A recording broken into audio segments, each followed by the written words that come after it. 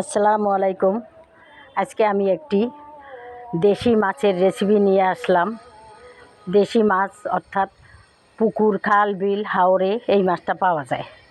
সেই মাছটা সব সময় পাওয়া যায় না, তাই আজকে আমি মাছটা পেয়েছি, তাই আমি নিয়ে আসলাম। এই মাছটার নাম কেউ বলে মিনি মাছ, কেউ বলে ভেদা মাছ, তাই আমি মিনি মাছই বললাম। এই মাছটা রান্না করতে যা যা লাগবে সেটা হলো মাছটা ভাজা, মাছ ভাজা, ভেদা মাছ ভাজা করবো আজকে, ভাজা। তাই যা যা লাগবে, পেঁয়াজ বাটা দিলাম, রসুন বাটা দিলাম, কিছুটা সামান্য আদা বাটাও দিলাম, ধনিয়ার গুঁড়া দিলাম 1 চামচ, ছোটো চামচের 1 চামচ, জিরার গুঁড়া দিলাম 1 চামচ, দিলাম 1 চামচ। এবার হলুদের গুঁড়ি 1 চামচ, মরিচের গুঁড়ি 1 চামচ, স্বাদ মতো লবণ দিয়ে এবার হাতে এবং মাছটাকে সুন্দর করে মাছটাকে মেখে নিব। মাছটা যখন সুন্দর করে মাখা হয়ে যাবে তখন কিছুক্ষণের জন্য রেস্টে রাখলাম। এখন কড়াই বসাই দিলাম, তেল দিয়ে দিলাম। তেল যখন দেখব গরম হয়ে গেছে তখন আস্তে আস্তে মাছগুলোকে কড়াইয়ের চারপাশে বসিয়ে দেব।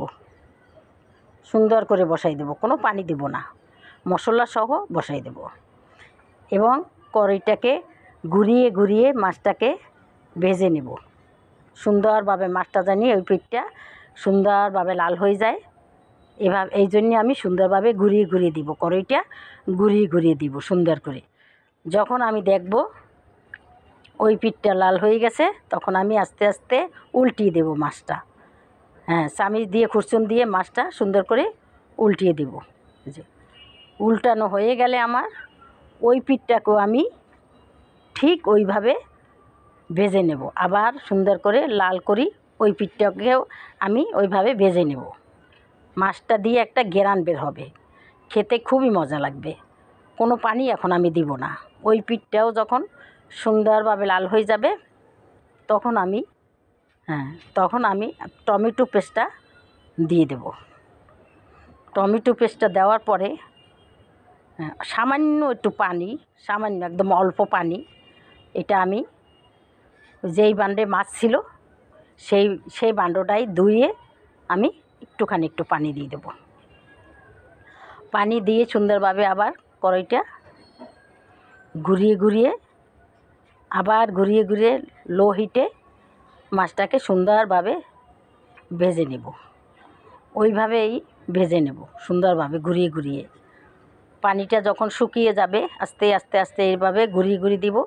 যখন পানিটা শুকিয়ে আসবে, চারিদিকে তেল উঠে যাবে, তখনই বোঝা যাবে যে মাছটা হয়ে গেছে।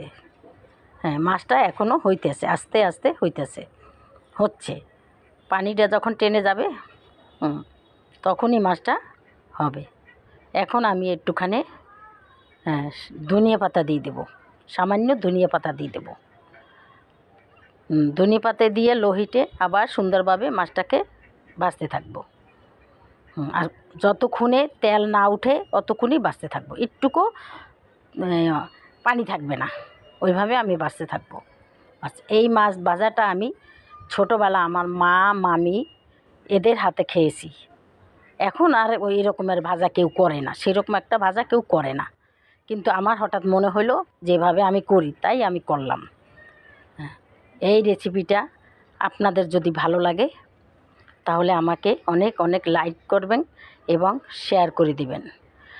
আমার ভুল ত্রুটি হলে কমেন্ট করে জানিয়ে দেবেন। আমি নতুন, ভুল ত্রুটি হইতে পারে, আমার কথায় অনেক ভুল ত্রুটি আছে আমি জানি, কিন্তু সেটা ক্ষমার চোখে দেখবেন আপনারা। আসসালামু আলাইকুম। আপনারা যদি আমাকে এগুলো করেন তাইলে আমি আবার সুন্দর ভিডিও নিয়ে আসবো। আসসালামু আলাইকুম।